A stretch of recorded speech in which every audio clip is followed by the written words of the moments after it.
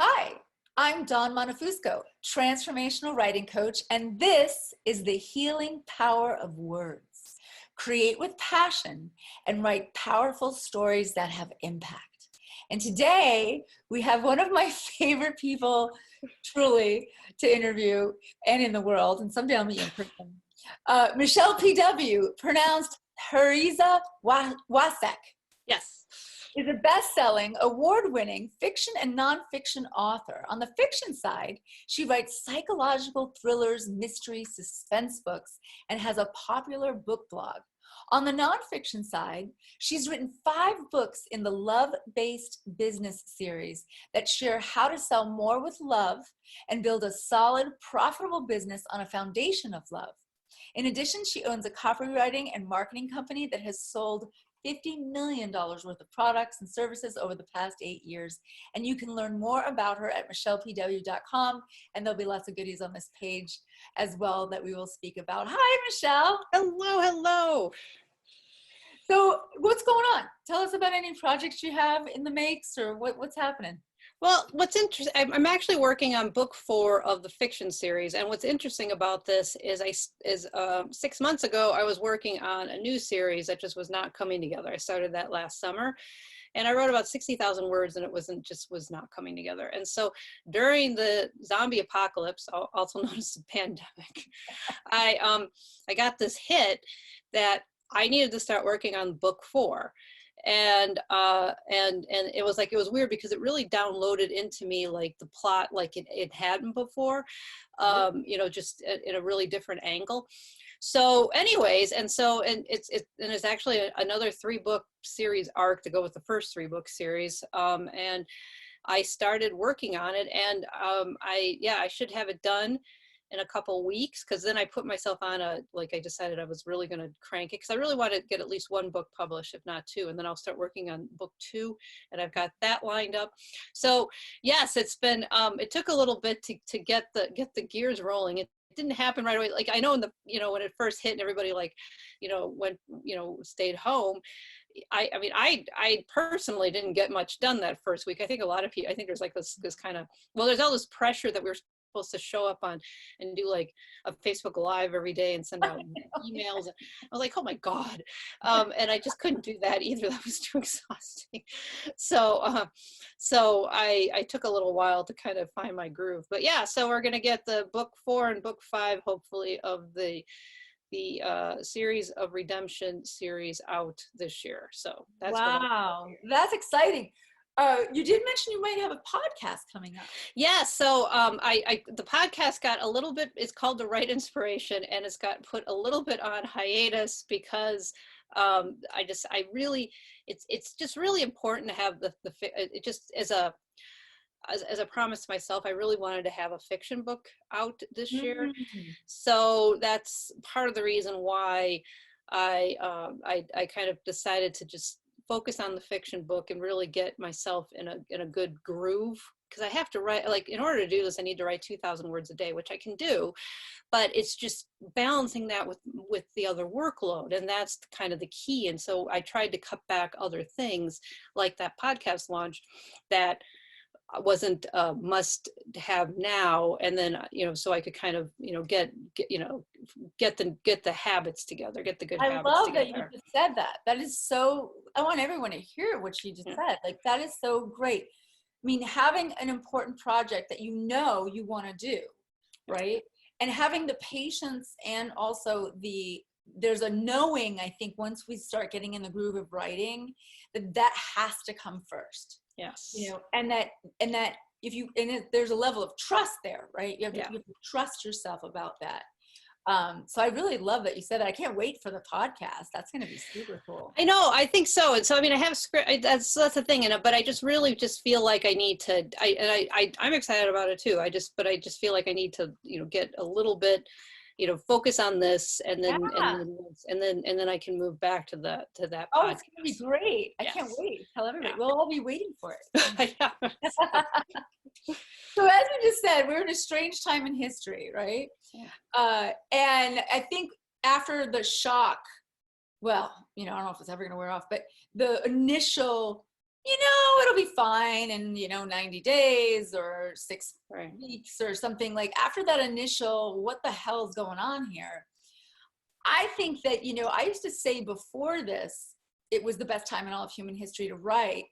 I think that now Yeah. is the best time in all of history to write in any genre.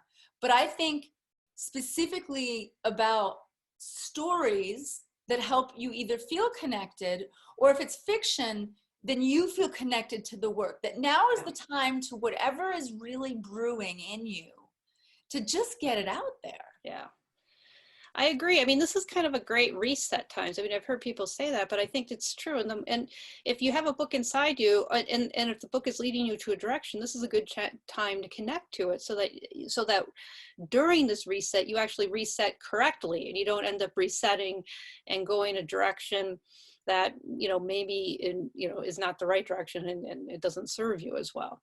Tell me more about that, about resetting correctly. Like, what would be your interpretation of incorrect or correct? Or correct, yeah. So other than the judgmental piece of it, but so if you're building so here's the thing. Having been in the entrepreneurial space for many years, one of the things that I have seen over and over again are entrepreneurs who start off, they want to have a business. Great. So they start this, but this is mostly in the transformational space. I don't know if other entrepreneurs who are not in the transformation space end up following this exact path as much, because so much of the times as a transformational entrepreneur, I think really having passion and loving your work is really important. So it's a little, whereas other entrepreneurs, they're kind of just more, they're more clear that you're just doing it to make money. So I think some of this might be not as No, I think we're talking, most of the audience is heart-centered. Yeah, they're heart-centered, and yeah, exactly. And so the thing is that you start off and you want to do this, you want to connect to your passion, and then usually what happens is, because you're not expert in marketing, you don't get you have a lot of trouble getting going and making money and actually turning into a business. So then you start looking for marketers, which makes sense, either to hire a marketing person or get into a marketing program, or some marketing coaching. Usually it's marketing coaching or a program. And invariably, the person who is talking will steer a lot of people back into some sort of subgenre of what you wanted to do that is easier to make money and get clients. So like if you are a coach, a lot of times you get funneled back into some sort of business coaching, so like marketing, sales, that kind of thing, and that's fine. And so the thing is that people, so that's there's nothing wrong with that, in the sense that especially if you start making money with it. The problem is that if it's not what you want to do, and you're making money, but then, after however many years you can handle it, then one day you can't. And that's really what happens. And over again, I've seen variations, and I know many entrepreneurs who do this, is that they're building this business. Some of them build it 6-figure, even 7-figure businesses. Yeah. And they are building it, and until the day they can't do it. And it's really intense, because like some of them, like I know one person in particular, I mean, she just walked away. She shut down a 7-figure business.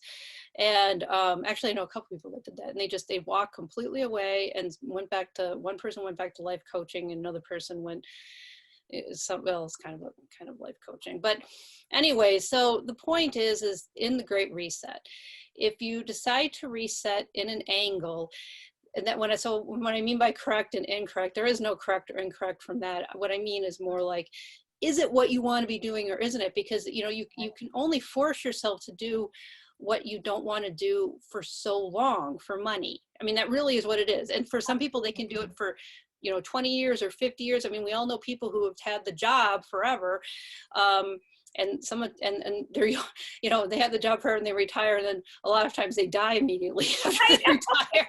Terrible. I know, probably because they spent so much of their life forcing themselves to do it. There was nothing left after they retired. But that's the thing. So you're only. I'm really convinced of that if you're not doing what you love, if you're forcing yourself to do something for money, there is a lifespan on how long you can do it. Agreed. And then And once that lifespan is over, then, you're going to get sick, or you just can't, you're going to wake up and you can't do it. You're going to walk away and people will think you're insane or something. And that's going to be it. So in this great reset, what I think would be lovely is if you do have a business that is really just based on making money, is there ways that you could introduce, and it's not what you're supposed to be doing, and this, and you're listening to this, and maybe you're feeling like, oh, I don't want to do that. What if it doesn't make money and I burn everything down that I've got? And I get it, but is there a way, before you reach the point where you can't, can you start to transition so you still have the business bringing in money as you introduce what you really want to be doing? I think that, that's the more gentle way to do that. If you can, is to build a bridge instead of start burning things down, and then, and then hope in the smoke and rubble you can figure it out. I feel like the Great Reset, which is really remarkable, and I know you agree with this, introducing your creativity, the love. And, I think, whether it's innovation, writing, art, creativity, I'll include innovation in there, whatever that means to you. But since we're talking about writing, when I was interviewing Gay Hendricks, perfect example. It's weird that you guys say the same thing. He said, I have had people pay ridiculous amounts of money for me to do one-on-one coaching with them, because he doesn't do that usually. He's like, and these are people, they've got the boat and the multiple houses and the yacht, and they've got the cars. And he's like, and they sit there and they confess. They're like, I'm miserable and I think I'm going to kill myself. And I'm coming to you because I don't know why. Why would I feel this way and have everything? And he helps, and we do this, we know this, 15 to 25 minutes a day before the zombie apocalypse, to do something that you love, even if it's as simple as writing in your journal. Yes. Or starting a story, a poem, a song, an idea that that everyone else thinks is crazy, but you get to talk about it to yourself even. And the life that comes back to them, their ability to function. And I had the same thing. I had my best year ever, which is a pretty good year. I finally went beyond the 6 figures, and for me, that's, I'm not 7 figures yet. I'm still small potatoes in some people's worlds. And but hey, the 6 figures, there's less than 10% hit it, so don't. No. And I mean, for a small girl from the Bronx, blue collar, that's a big deal on my own. It is a big deal, yeah. But I got to the point, and I didn't understand it. I did not understand. I was miserable. Yeah. And someone, my best friend, who's also a colleague, she's a relationship coach. She's fantastic. She's part of the same kind of coaching community. And she says, have you written a poem lately? And I hadn't written a poem in over a year. Yeah. And I was like, whoa. She was like, have you written a story? Because I like fiction and nonfiction. I was like, no, I've just been teaching it. I've been putting together a book that's more for workbook, but not. And so I hired a coach to help me just to do my creativity, just to be accountable. And it was only 25 minutes a day. So now with the Great Reset, I've seen people who are like, oh my God, I'm on furlough, right? So they get their, they're like, there's so many things I haven't been doing. I know. I haven't been writing. I haven't been playing guitar. I haven't been, inventing some strange contraption that they wanted to invent. But what's so cute is, well, cute and sad, is some people are actually utilizing this time, right? And now they can talk about it on social media. You can write, say you're a writer, or you want to write about your creativity. Putting some positive energy out there, whatever it is, whether it's, like I said, social media, blogging, books, fiction, nonfiction, getting these things out of our system. I feel like we literally didn't know we were, for lack of a better term, constipated. I know. Like with words and with stuff. And so those of us that are willing to put ourselves out there now before, everything gets back into its drift, we'll get back into the drift. But some people aren't. Some people, they're drinking a little too much. sleeping in a lot. And those are the ones that I worry about. Those are the ones that I say, you know, that's what I would say when I say judgmental on correct or incorrect. I would Oh, say, well, if it makes you feel worse, yeah, this is a time where you could actually feel better. exactly. Yeah. And I want to just say real fast too, because before we move out with the creativity, is that, you know, it's actually good for you from making money as well. And this is why, is because, you know, the robots are coming, and we all know that. And this might have even hastened this because, you know, if we had robots for some of the stuff, then we wouldn't, you know, Oh, um, but so the robots are coming, but the one thing that the robot, you know, the one thing that's going to become more and more important is creativity. yes.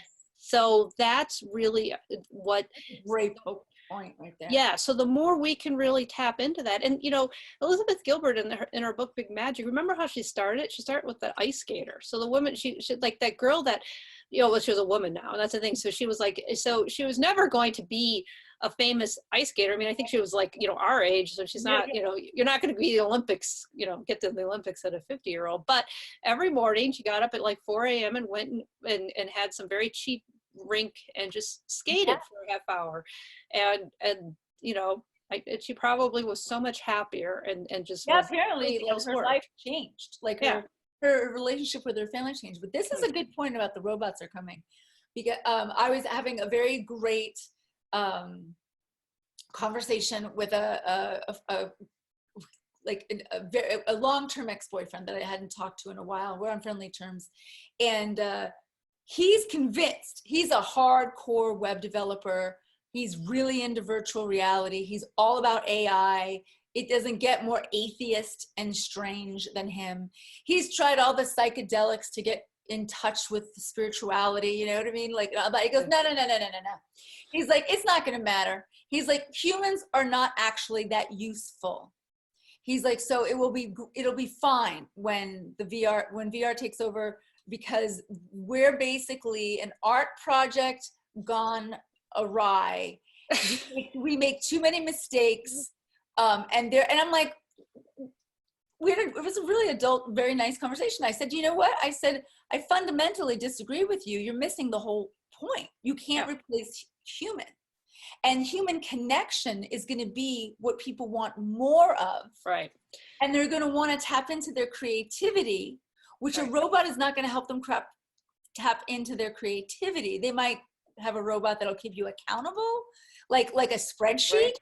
you know, like you got to talk to the robot to tell them what you did or something. But this concept of creativity in human emotion, and then again, let's go to words. Right. That's how we express ourselves in the most simplest forms. Like, I'm not a painter, you know, Right. and I don't do a lot of video, I mean, other than this kind of thing. But I think through words, emotions, and creativity, Yes. we're going to heal the human spirit in a way that has never been healed before. I Right. believe that this is delivering us into a new world. And I think writers are really going to be game changers in the world. I agree. Yeah, and I mean, creativity is messy. That's the other thing too. It's funny he says that the part, you know, it's like, because that's part of the reason why the robots really can't be. You know, I mean, when you look at nature, you know, creativity is you know, destruction, you know, or and destructive and, yeah, messy. So it's not always it's not always logical or No, no. everything. So yeah, I agree. I think that's really what really it, I mean, if you need a logical reason to do it, because sometimes our brain likes to like, well, it's not very logical for you to be writing a poem. You know, when you have like all this other stuff to do, you know, you've got, you know, kids and this and that and the other thing. But then if you think of it as you're nurturing your creativity, which is going to become a more and more important skill, you know, as the years go on, then it is a very useful way to spend some time, you know, despite, you know, even if that's, and that's even above and beyond you feeling so much better about your life and everything like that. And let's talk about the healing aspect. So Shanda Sumter, who's we worked with, both Michelle and I, she's dared me to do this for years, and I'm close to doing it. Actually, I was going to do it, but then pandemic, and we're getting there. She wanted me to host a retreat for entrepreneurs for just writing poetry, because opening up the right side of the brain and Right. using creativity, maybe not just poetry, maybe story, or using words not in the blog way, 5 ways to do this Yeah. and 2 ways to do that. Like, I love that writing too, that has its own purpose. But she was saying, you know, people don't realize the problem solving skills they gain from creativity, Oh, specifically writing in a different way, because we are familiar with words and words we can play with. And she's like, problem solving skills. Doctors are prescribing creativity as a way to heal your inner world. And also it reduces anxiety. yeah. Like, ooh. So talking into that a little bit, just a little bit, you when you started your love-based business. So Michelle's got a love-based business, like I read in her bio. She's done nonfiction books, and she's not only written fiction books, she's been a bestseller in fiction books, which is no small potatoes on Amazon. A Yeah. nonfiction book can, you know, you can do an algorithm and do a whole bunch of Right. stuff and get there. But so you've exercised all these areas. And I know that one of your greatest motivators was the unfortunate early passing of your mom. Right. That you were like, okay, now I want to do this. I want to live, right? Right. But let's go back to business. So not only can you exercise all these areas, but you can also be profitable in it. And your way was, hey, instead of fear-based copy, how about love-based copy? Right. So even in business, the healing power of words is very, very important. Tell us a little bit about just that. I love that story about how you decided love-based copy was better than fear-based copy. Well, I think, I mean, the thing is that we build a business is, I don't know if this is the right story, but I think this will answer the question even better. Yeah. Um, so, the thing is that when we don't feel our emotions, because we're afraid to, and I'm not talking about happy, happy and fun emotions. I'm talking about things like fear and grief and anger. We don't want to feel them. Nobody, they're uncomfortable and they feel bad. So a lot of us, build our lives around not feeling those emotions. And the problem is the more we do that, the more those emotions actually control us. So if we're not willing to feel our emotions, then we build our businesses on those emotions. So that's part of the reason why it's really the difference between love and fear, because I feel like if we're not being controlled by our fear-based emotions, if we're not allowing our fear-based emotions like fear or anxiety or guilt or shame or resentment or anger, actually they shouldn't be making decisions for us, and we shouldn't be taking action for them. So if we actually feel them, and then that way then we can choose to choose, we're not making a decision based on that. We're making a decision based on the correct factors. And that's how we build businesses on love.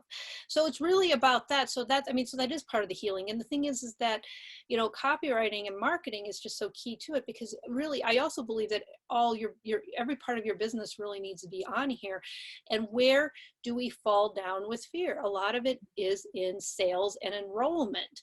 So, which of course copywriting is a part of, because how many times do you get on the phone with a salesperson, you're a salesperson, you're getting on the phone with a prospect, and you really need to close this client.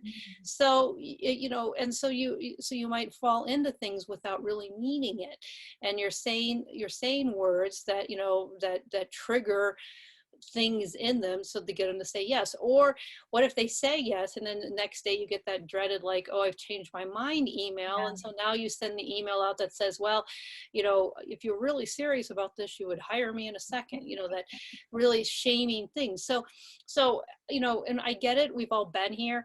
So and that's part of what it really is to do, is like, how do you actually still persuade and sell and stay in authenticity, build a business that is making you money, because you need to make money, but without being in scarcity, while we're still operating in abundance and love. And when you do that, you do start to heal your relationship with money. Like Happy Money. I can't remember his name now, but I helped him with his, I worked with the person who did his book launch, Scott. And his book was really fascinating. If you haven't, it's like Happy Money. And it's really about, it's like a Japanese way, you know, it's kind of the Japanese way of doing money. But the thing is that if your money is sad, and this is back to also, if you bring in, if you have, you know, if you have a business that's just built on making money and you hate it, you're bringing in a lot of unhappy money. And the problem when you bring in unhappy money, you might have noticed is you push it away. Right. So then, you know, Yeah. you end up in that thing where you're generating a lot of money, but then you're also spending a lot of money. When you can switch that and you can start bringing in money that you love, that's happy money, you know, everything starts to work better. And that's part of the whole idea with the copy and the marketing. So if you can use love, then you're bringing in happy money instead of unhappy, resentment, scarcity minded money that you don't, and because then when it comes in with those emotions, you don't want to, I mean, that's the thing. It's like if the money doesn't feel good, so then you're spending it to Totally. send it away. That's just genius. I mean, it's so, we take it for granted, really we do. The stories we tell ourselves, the words we tell ourselves, even in marketing, how we use words. I mean, it's just phenomenal. I love your like rainbow scope of so much talent in words. So I just want to really acknowledge you for being brave, really being brave to go into all those areas. Tell me the name of the podcast one more time. Oh yes, it's the Write Inspiration, WRITE Inspiration. So yes. That's going to be super cool because you're going to, I mean, talk about healing power of words. That's a great, by the way, title. Good job. Yes. And we're so excited. Okay. And you also have a free gift for us today. Yes, so it's the Writer's Toolkit and it's on Love-Based Biz. And part of the reason why I made it kind of like a very broad gift like that is because I want to keep adding things to it. So I didn't want it. So, usually specific is better until it's not. So in this case, I kind of purposefully did it that way so that I could keep it broad. And then, I don't know why this is falling down. So I could keep it broad and then I could keep adding things to it as I felt compelled to share new things. Fantastic. Fantastic. All right. Well, thanks so much for taking the time. Yes, it's always a pleasure. I really love our interviews. And I'm hoping someday, it was kind of on my bucket list. It still is on my bucket list.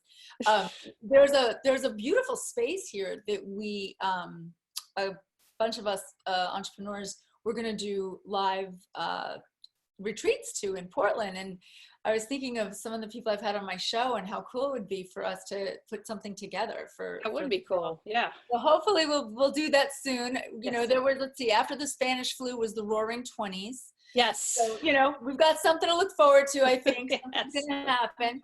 But in the meantime, everyone, let's use this time to connect. Let's be smart about our reset. And thank you so much for being here, Michele, and giving us some inspiration. Yes, thank you. Okay. Have a great one.